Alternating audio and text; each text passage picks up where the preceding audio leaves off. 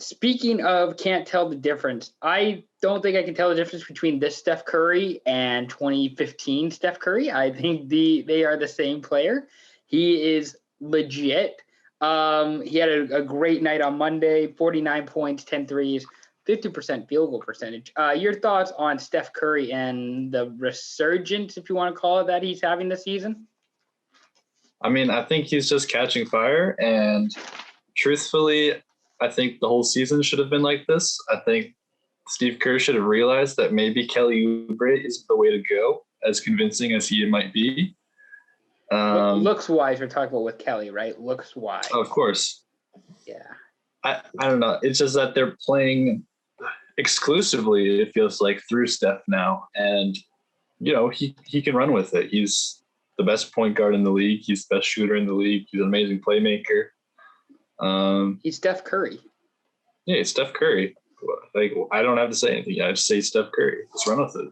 So, is Steph the MVP right now, or am I a little too early with Steph for MVP talk?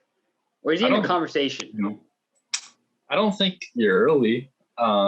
He's been a top, like when he's been playing, he's been a top 5 MVP candidate, all year.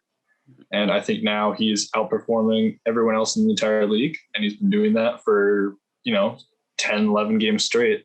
And, I think if he continues to, put up over 30 points per game, then, I think he is the MVP. His stats for April, I have them jotted down right now. 40.8 points per game, 7.2 3-pointers a game. And he's got a 55, 50, and 91 that he's shooting right now. So he's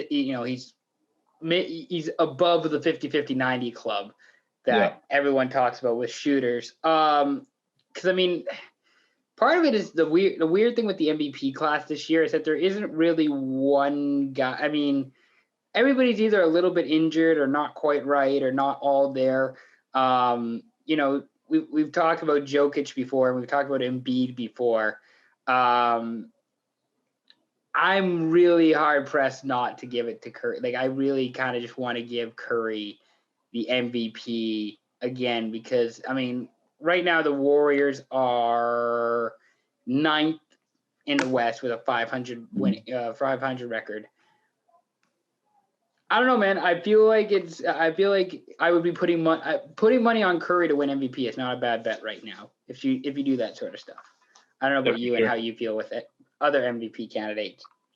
I just think the way Steph's performing right now, if he's going to do that, it's not to say like he's been doing nothing up until this point. He's been, top 5 MVP candidate when he's been playing. Even though the Warriors haven't been doing well, but Steph's played in only about 40 games-ish.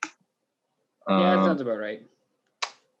And he hasn't really been surrounded with amazing players. Like Draymond's definitely not having a good season, and his supporting cast hasn't been great.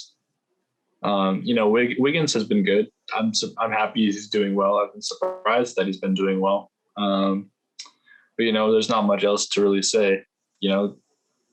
Everybody else supporting you is Kelly Oubre, Jordan Poole, and Kevon Looney. Like, he's kind of, his team's kind of down bad at this point. If you replace Steph with really any other point guard in the league, you're talking about a team that's competing with the Kings. Ooh, wow. Again, they're 29-29, negative 0.4 point differential, so they're like 4/10 behind of a even point differential. 6-4 in their last 10, and that's with Steph getting hot in his last 10 games. Other MVP candidates I want to throw out there. So Jokic, Embiid, Harden, who's now injured. He's not playing tonight, or he wasn't playing tonight against New Orleans. Lillard, Giannis, LeBron. Like, that's why I got to go with like Steph right now for MVP, because it feels like a limited list. And I think I would rather have Steph than Jokic or Embiid right now. And I love Jokic. He's like one of my most entertaining players to watch. But like, in all seriousness, if I'm going to build a team around one of those guys, I'm building a team around Curry compared to Embiid or Jokic. Yeah, for sure. I think the biggest argument for Jokic this season is, the best ability is availability, and he's played every single game and he's put up great numbers. He's, league and all-time high in player efficiency rating. People knock him for not being like an amazing defender. He's kind of like a sneaky good defender, like Marc Gasol previously. Where he's smart, he's got good hands, he'll get picks, he can get blocks. He knows where to be on defense. It's just that he doesn't have the athleticism, the length that guys, other defensive player of the year guys, like Gobert, Miles Turner, even Bam Adebayo or Embiid, he doesn't have, that athletic ability, but, that's the biggest argument against him. As we all know offensively, this dude is wetter than water. He's like this majestic walrus just putting up random ass fadeaways and jump shots that go in. And he's got, one of the best court visions in the game, and he was cleaning the glass too. He just does everything. Here's the thing. Jokic is like my MEP, my most entertaining player. Yeah.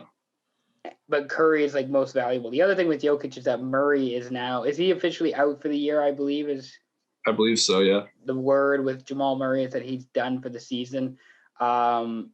So now, you got like Aaron Gordon, Aaron Gordon, not Gary Harris. Fuck, he got traded. Aaron Gordon, Michael Porter Jr. That's who I'm thinking of. One of the other smaller guys on the team. And I mean, it's not like Jokic is a bad player. I'm not saying that. I'm not saying Embiid's a bad player. It's just, I think it's Curry for MVP right now. I would be putting money on Steph to win the MVP race at this time, but we'll see. We'll see how it goes. Yeah. Who knows? What do I know? I'm just somebody who wears glasses.